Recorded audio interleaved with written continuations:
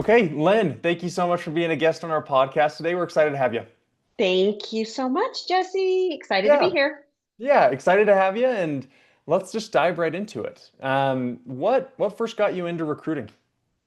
Well, yes, coming into this conversation today, I thought a little bit about that. And honestly, I've heard some of your guests say they fell into it. I will say that from the age of 8, so going way back here, Hmm. um, on every progress report from my teachers, I had the comment talks too much. So I knew I needed to, as I got older, be in the people business probably best, not the Yeah. numbers cruncher, not necessarily great at science. I just love people. So my mom was in HR actually.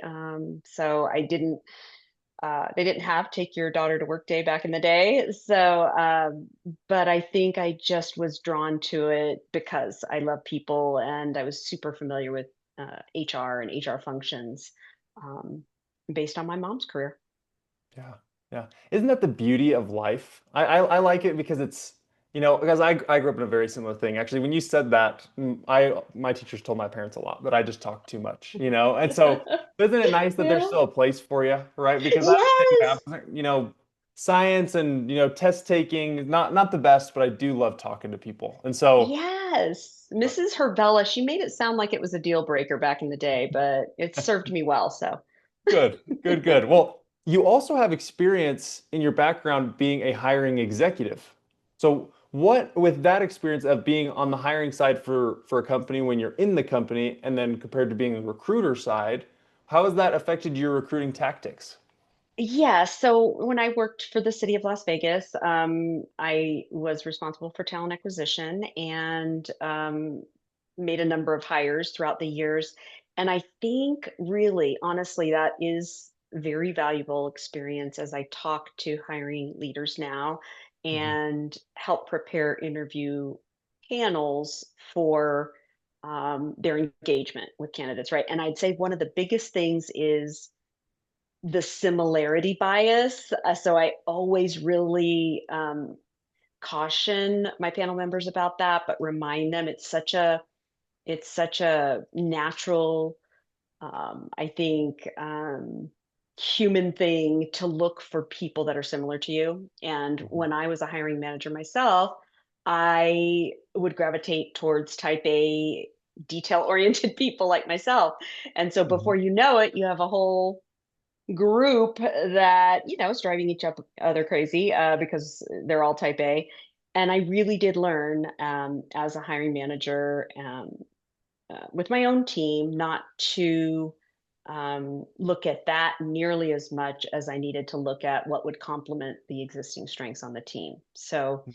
I think that, and also just being open minded to different backgrounds. I think it's also natural to go into interviews as a hiring manager thinking, I'm looking for XYZ, which it's great to have clarity on what the competencies are, but just being open-minded to people getting there in different ways, Mhm. and listening, asking great questions, being curious during the interview process.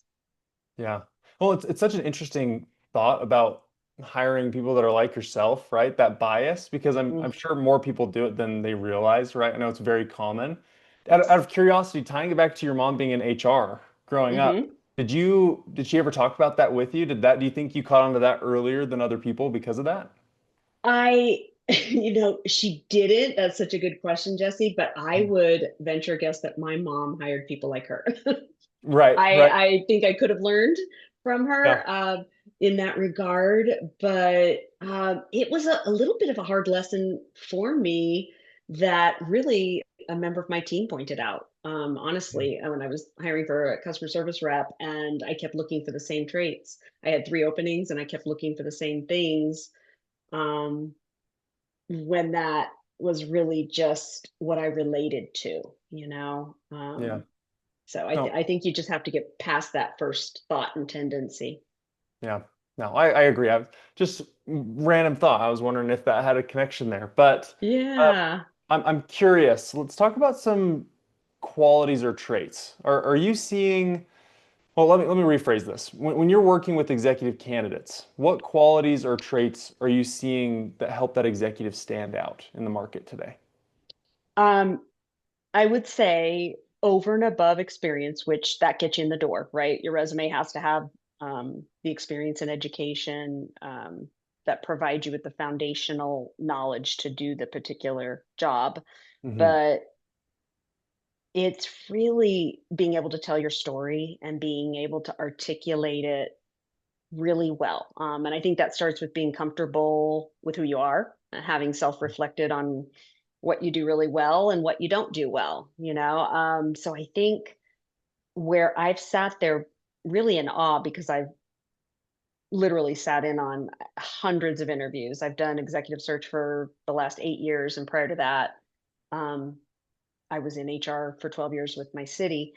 Hmm. And I am really just blown away by how some people just present. And it's not a salesman like quality as much as they've done the work to know what they're really good at and they can articulate that not only describing those strengths, but giving really good examples and relating it to the job that they're applying for. So I think Hmm. really, yeah, versus a particular soft skill like great communicators or anything. It's really just telling your story.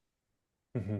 In a related format, right? Is that what you're Yes. saying? Yeah. Yes, in a good way, in an interesting way.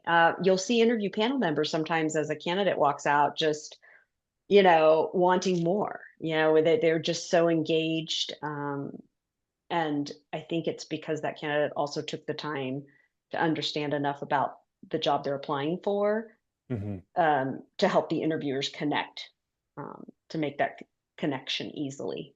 So I'd Yeah. say that is number one. Yeah. I like that. I like that. It's I think it's needed for people to just be reminded of that information. 'Cause sometimes it sounds so basic. Sometimes people think it sounds complex, but it's just a good reminder, right? I mean, Yeah, know how your experience relates, but then also be able to explain it in an interesting fashion, right? that's it. That's Yeah. it, right? And be honest, be really, really authentically who you are and not spending your time trying to predict what they want you to say. And you really can see the difference in these interviews where they're kind of, you know, struggling, trying to read the interviewers' expressions, which is natural, but Yeah. then they kind of get off on a tangent versus just staying with authentically who you are and articulating that really well. Yeah. Yeah, I like what you were talking about with kind of knowing what you're good at, what you're not good at. I mean, it's pretty Mm. I mean, it's sounds so simple, but I think it relates to I had somebody on the podcast a few weeks ago and they're talking about humble confidence. And I think that's kind of Mm, where that kind of like slides that. in really well is like you're not you can't do everything at the company. And even if you can, people probably won't believe you. So like focus on the real main things that they need that you can supplement and help with that they need. And then you can do those other things as well when you're at the organization. That's how I'm taking it is, don't Yeah. showcase what you can and can't do so that they know that you're the exact right fit for what they need. I Is that? really love that. I love that concept, humble confidence, because that also implies I'm humble enough to know, right, where my deficiencies are Mhm. and ask for help. Yeah. Or balance that out with other members of my team. I really, really like that. That's yeah, that Yeah, yeah. I think really, it's really really true. crucial for executives as well, right? Because I mean, I think it's pretty common for executives to go in really confident saying, hey, I can do all this, don't even worry about it. But I think a lot of companies say, hey, our needs are pretty specific, pretty unique. We need you to kind of like dial it back a little. And so I think there's that balance. So I think It's it's really fun to think about. And I talk to executives all day, every day. I know you do too, and clients every day. yeah. So I think it's fun to think about. But kind of shifting gears a little bit on you, what are Mhm. some common mistakes you see executives make during the interview process?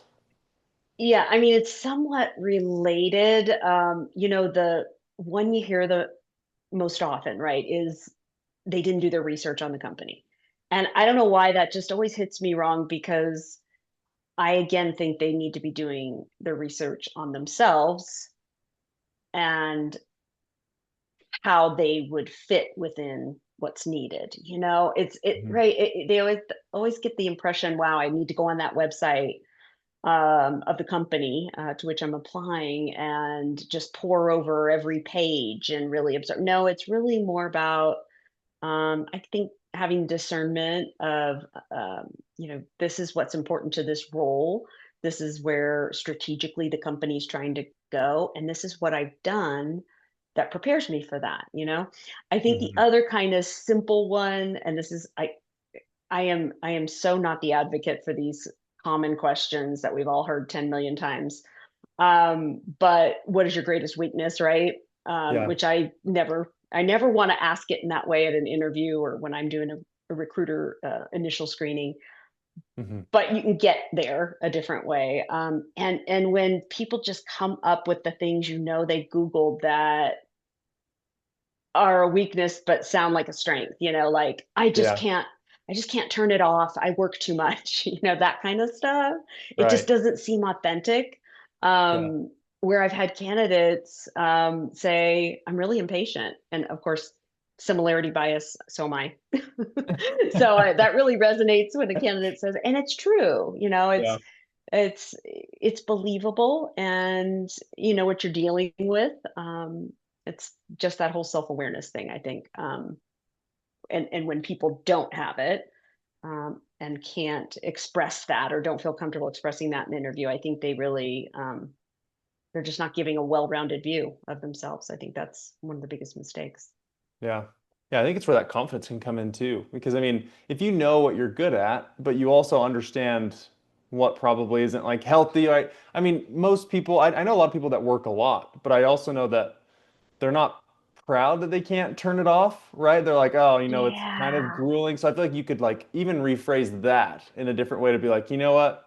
Sometimes I get exhausted because I work really hard and it drags into my weekends or something. So I have to do this or whatever it is. I mean, I've never thought about that before, but I just think I think it is a good point to know what your weaknesses are and be pretty genuine and not BJ, be genuine with it so that they can understand you and yeah, know who they're yeah. What you hiring. said is more real for sure. Yeah.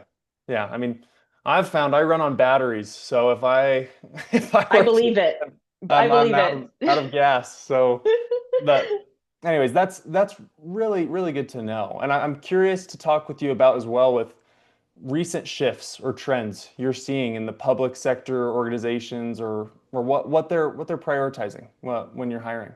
Yeah, so it's interesting, and I love working in local government for a whole long list of reasons. So I'm looking at because I was just looking up, I always want my information to be very solid, Yeah. and my data factual. So I wanted to look, because really what is driving a lot of what we're seeing in local government executive recruitment is this wave of retirements.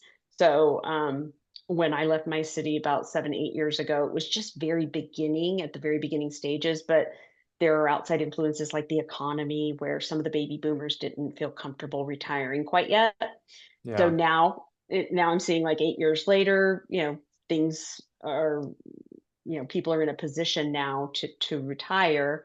And the stat that I was looking at is 1 in 4 local government employees are eligible to retire within the next 2 years. And this is the National Association of Counties. And in 2023 alone, almost 100,000 local government employees retired. So, what does that all mean trending wise for us? Is Mhm. that there's a lot of openings and it's a candidate driven market. So, as an executive search firm, I feel like that informs a lot of how we go about our work, right? And streamlining our process, but also being that consultant to employers and helping them understand, in a candidate driven market like that, with the foreseeable future being more and more job openings than there are well qualified candidates to fill them. The employers need to, look at what they're offering and be Mhm. be more flexible with hybrid work, for example. That's not something you always see with local government. They tend to be a Yeah. little old school, and I'm, probably understating that a little bit. Mhm. They're not always competitive with their salary.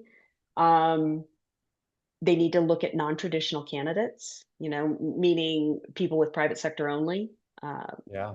I talk to a lot of hiring leaders. Well, they have to have done this. They have to have done this exact job before. Where I try to, just kind of insert, what about a real fresh perspective though from the private sector, revenue Yeah. generating, that kind of thing. And then the other thing is view tenure differently. And that I feel pretty strongly about because the whole stigma with what people call job hopping, uh, my daughters are 31 and 33. They haven't, they're not working 27 years at one employer like I did, they're Yep. 3 to 4 years. And that's a good thing. They learn, they grow. Um, so I think those are the trends, is the wave of retirement. And as a byproduct, employers, local government employers just needing to look at what they offer differently. Yeah. Yeah. Wow. That's really interesting. I love the numbers that you have because it really puts it into perspective. When you know 1 in 4 are going to One in four. retire, that's Yeah, a huge number. it That's is. 25%, right? Unless my math is just terrible. Right. No, Right. that's So about the extent of my math. One in four, yeah. 25%. Yeah. Yeah. No, Yeah. I was like, oh no, yeah, you're okay. right.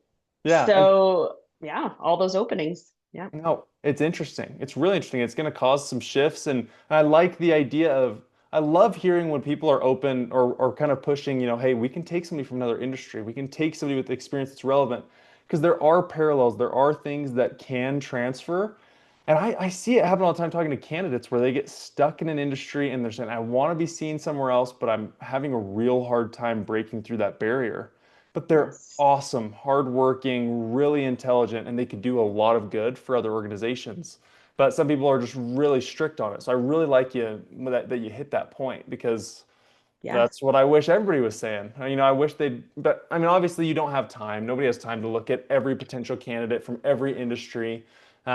But when you can, I think it's pretty awesome. And I think it adds a lot of flavor to an organization or a different space. So Exactly. They're the movers and shakers. There's yeah. a gem in there. If you just give them, a little bit of a look. So Yeah, yeah, I agree. I agree. And I appreciate everything you've shared with us today. I'd love to have you on more again. Those are the questions that I've prepared for you. And I'm curious, before we end, if there's a potential candidate, a potential client for you, somebody that's interested in what you're talking about, they'd like to learn more, what's the best way for them to reach out to you and or your organization? oh, well, thank you. I've equally enjoyed talking to you. Well, I work for Strategic Government Resources. We're headquartered in Dallas, Texas. We do nationwide search for public sector, local government primarily. Mhm. And we are on the internet under SGR, Strategic Government Resources. Perfect. Perfect. Thank you. Hopefully the listeners will take a look at that and dive in, and then maybe you and I can have you on again in the podcast at a future date and talk more. But I'd I love that. appreciate your time. Thank you so much, Lynn. Okay, thanks.